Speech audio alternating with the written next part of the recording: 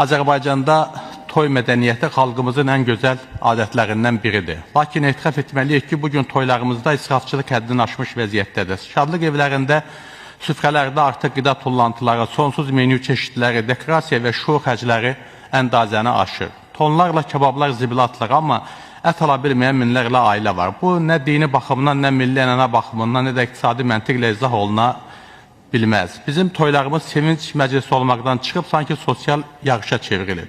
İsrafçılıqla mübarizə təkcə maliyyə məsələsi deyil, həm də sosial məsuliyyətdir. Digər ciddi məsələ isə toylarımızda musiqinin səsidir. Şadlıq evlərinin əksəriyyəti səsi udan akustik materiallarla təchiz olunmayıb. Nəticədə valideynlər, yaşlı insanlar, hətta uşaqlar saatlarla yüksək səsin altında qalır. Musiqi xadimləri də məcbur olub səs artırır, çünki zal akustikası zəifdir. Bu isə qulaq tutulmasına, baş ağrılarına, uzun müddətli eşitmə problemlərinə səbəb olur. Xalqın ən sevincli günü sağlamlıq riski daşıyan mühitə çevrilir. Toy sahibi musiqini eşitmək əvəzinə sadəcə səs-küy eşidir. Musiqi səsi sevinç yaratmalıdır, insanların qulağını sıradan çıxarmamalıdır. Dünyanın bir çox ölkələrində, Türkiyə, Avropa Birliyi ölkələr və Yaponiyada restoranlar üçün xüsusi akustik standartlar var.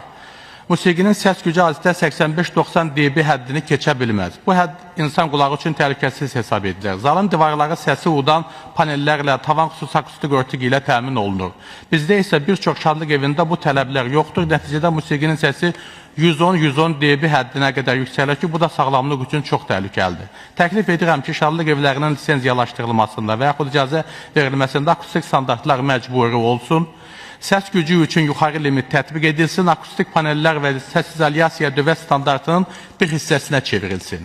Bununla həm sağlamlıq qorunur, həm musiqi daha keyfiyyətli səslənir, həm də toylarımız mədəniyyət və rahatlıq baxımından dünya səviyyəsinə çatmış olar. Hörmətli həmkarlar, bizim toy mədəniyyətimiz gözəldir, amma onu daha sağlam, daha səmərəli və daha mədəni etmək bizim borcumuzdur. İsrafçılıq azaldılmalı, musiqinin səsi normaya salınmalı, şadlıq evləri beynəlxalq standartlara uyğunlaşdırılmalıdır. Təşəkkür edirəm, xanım sədr.